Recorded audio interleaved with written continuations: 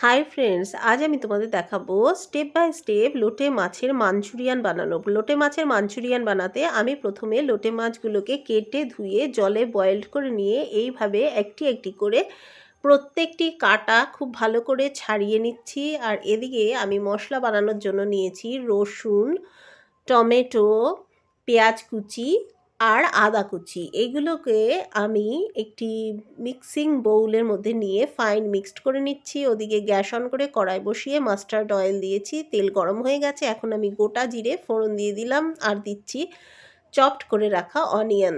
এবার এর মধ্যে আমি 2 টেবিল স্পুন মিক্সড মশলা অ্যাড করছি আর দিচ্ছি নুন, হলুদ, লঙ্কার গুঁড়ো। এরপর আমি বয়েলড করে রাখা এবং কাটা ছাড়ানো লোটে মাছগুলো এর মধ্যে দিয়ে দিয়েছি আর দিচ্ছি 1 টেবিল স্পুন জিরের গুঁড়ো দিয়ে এবার এটাকে খুব ভালো করে কষিয়ে নিতে হবে। তারপর এটা যাতে খুব একটু আঠালো আঠালো ধরনের হয় সেই জন্য এর মধ্যে আমি 2 টেবিল স্পুন কর্নফ্লাওয়ার অ্যাড করব। দেখুন কর্নফ্লাওয়ার অ্যাড করছি। অ্যাড করার পরও এটাকে খুব ভালো করে মিক্সড করে নিতে হবে। মিক্সচারটা যেন খুব ভালো হয়, তা না হলে লোটে মাছের মাঞ্চুরিয়ান বানানোর জন্য যে বড়াগুলো ভাজবো সেগুলো ভালো হবে না। দেখুন একদম তৈরি হয়ে গেছে আমার বেটার। এবার গোল গোল আকারের এইভাবে আমি লোটে মাছের বড়া বা লোটে মাছের চপ ভেজে নিচ্ছি। দেখুন একটা একটা করে এইভাবে বড়াগুলো বানিয়ে নিচ্ছি। আপনারা চাইলে গোল গোল করেও করতে পারেন, আমি এইভাবে করেছি। এবার কড়াই বসিয়ে তার মধ্যে আমি তেল দিয়ে নিলাম। তেলের পরিমাণটা একটু বেশি দিতে হবে।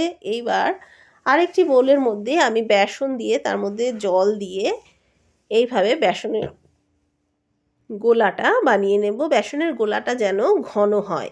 আর ওই লোটে মাছের বড়াগুলো সব বেসনের মধ্যে ডুবিয়ে একটা একটা করে ভেজে নিতে হবে।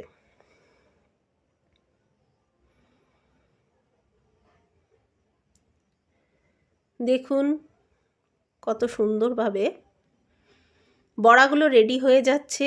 এইভাবে আপনারা চাইলে এইভাবে খালি লোটে মাছের বড়া বা লোটে মাছের চপও খেতে পারেন, ঝোল না করে। এটাও খেতে দারুণ লাগে। এইবার লাস্ট স্টেপ হলো এর মধ্যে এই বাকি তেলটার মধ্যে জিরে ফোড়ন দিয়ে কুচানো পেঁয়াজ দিয়ে দিচ্ছি আর দিচ্ছি বাকি বেঁচে যাওয়া মিক্সড মশলা দিয়ে এবার এটাকে খুব ভালো করে কষিয়ে নিতে হবে। এর মধ্যে আবার নুন, হলুদ, লঙ্কার গুঁড়ো একটি একটি করে সব মশলা দিয়ে ভালো করে কষিয়ে নিতে হবে। দেখুন মশলা যেন খুব ভালো করে কষানো হয়, তবে রান্নাও ভালো হবে।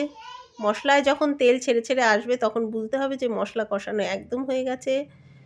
এরপরে দিয়ে দিচ্ছি 1 টেবিল স্পুন জিরের গুঁড়ো।